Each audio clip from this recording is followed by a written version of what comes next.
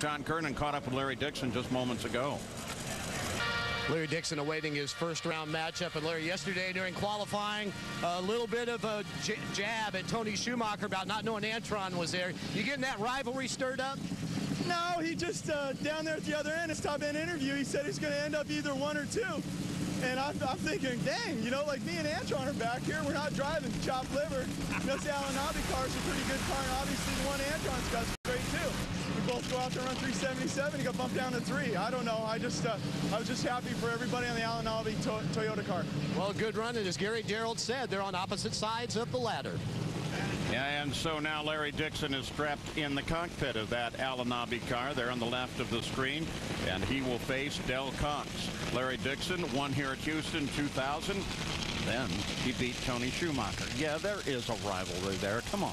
Yeah, but to get to that rivalry, the first thing that has to happen is Larry Dixon has to get around this round. Now, as you mentioned, he switched lanes. He took the right lane. Pretty much everybody up to this point has taken the left-hand lane. Now, you know, this lane situation is playing out right now. Like I said, in Houston, it's always a little bit tricky. You take a look at the wins by lanes, it's pretty much even. We saw Morgan go down that right-hand lane, albeit it wasn't a extremely fast run.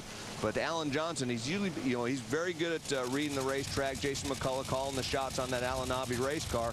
They got to get it from A to B, though, because the other lane, Del Cox Jr., he only made 1 run, but it went down the racetrack, and he's got Paul Smith over there, and he's not going to run a big number, but a lot of times, more often than not, the car will go to the finish line. First race of the season for Del.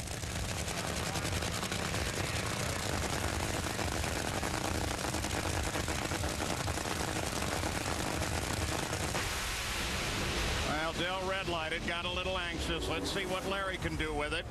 Larry runs a 385, 316 miles an hour. That's low of the round. And that's what happened when Jason McCullough and Alan Johnson started getting a handle on that Alan Nobby race car. I mean, they're always aggressive. You know, they will back it down, but they won't back it. They don't like to back it down so much that it spins, you know, or shakes the tires and goes into tire smoke. You saw Del Cox just go red as soon as he hit the throttle early.